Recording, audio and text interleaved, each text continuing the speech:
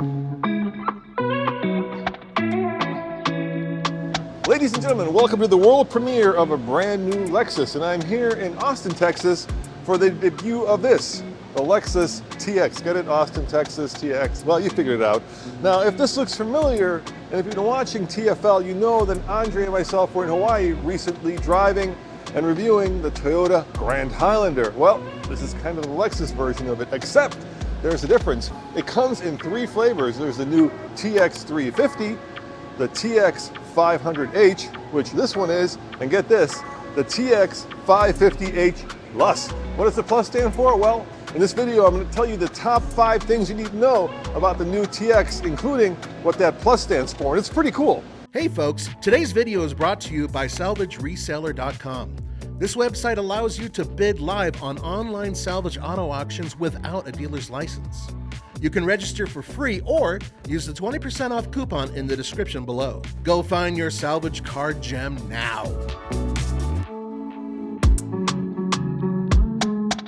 At number 5 has to be what's under the hood. Now keep in mind there are 3 different models, each with 3 different powertrains, but this TX 500H has a 2.4 liter hybrid mated to a 6-speed automatic transmission. Now it produces 366 horsepower and 409 pound-foot of torque.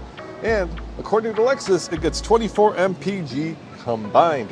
If you like the TX but don't like the hybrid, there will be a Lexus TX 350. Now that is powered by a 2.4 liter gasoline engine, comes with an 8-speed automatic transmission. It will be available in both front-wheel drive and all-wheel drive. Now it puts out 275 horsepower, 317 pound-foot of torque, and Lexus says that the estimated MPG is 21 combined.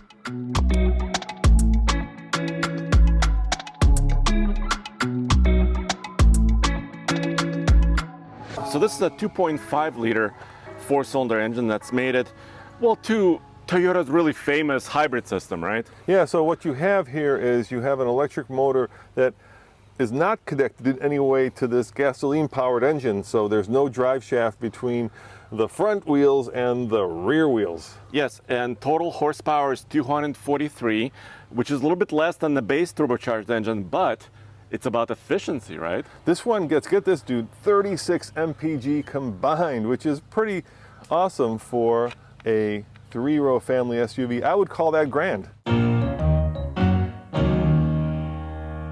All right, at number 4, if you recall, I said that this TX was based on the new Toyota Grand Highlander. And what the Grand Highlander boasts, which this also has, is exceptional 3rd-row room. Now, I am 6'2", so let's see if that is true. I'm gonna put myself back here.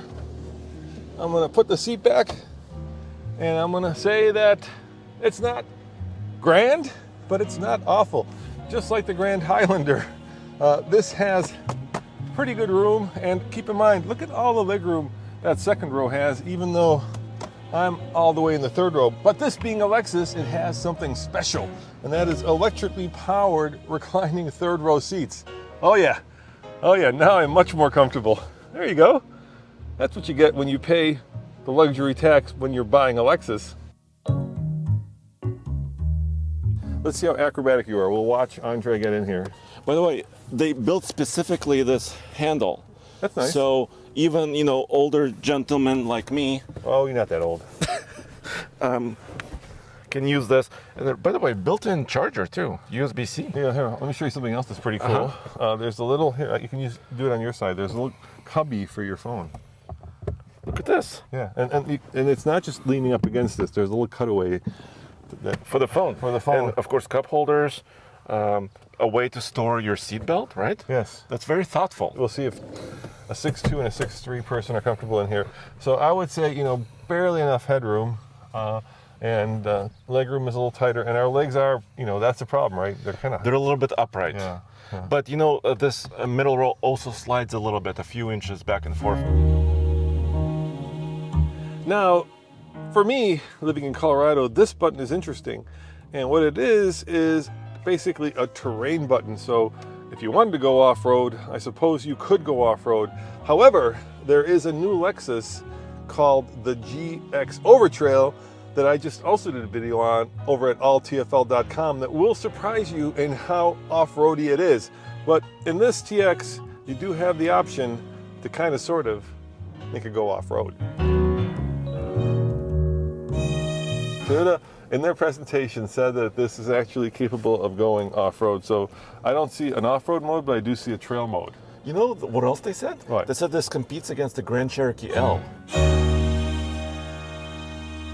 Now, if you don't cotton going off-road, you'll be happy to see that this is the F-Sport version. And if you know what F-Sport means, well, it means basically it's the fast one.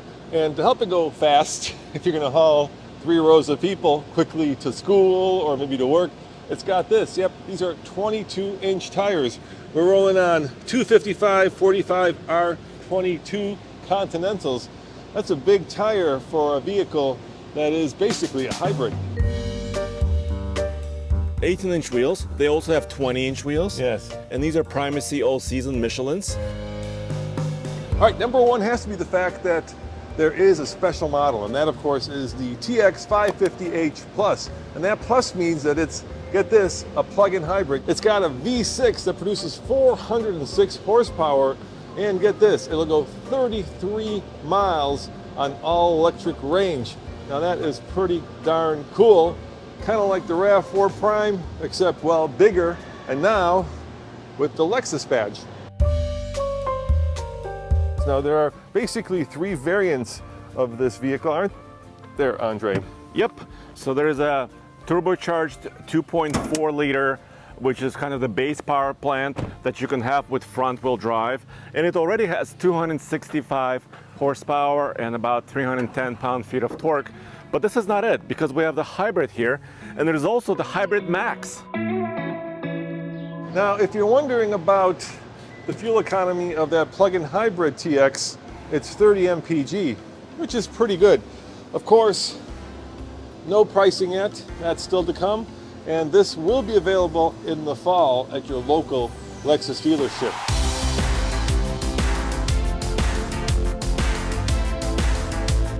Now, if you want to check out my other video of the new GX, head on over to alltfl.com. And as always, this is Roman saying thanks for watching, and you saw it first on the Fast Lane. See you guys next time. Ciao. You know what? Not bad. The problem with these, of course, is that you never have enough room behind the 3rd row, especially packing a full complement of adults and their luggage. Well, let's see how this does when I fold it back. Look at that, the little headrest popped down automatically.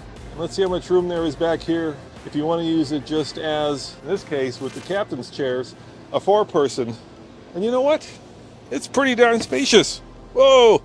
I could almost sleep back here. All right, I'm done. Ciao.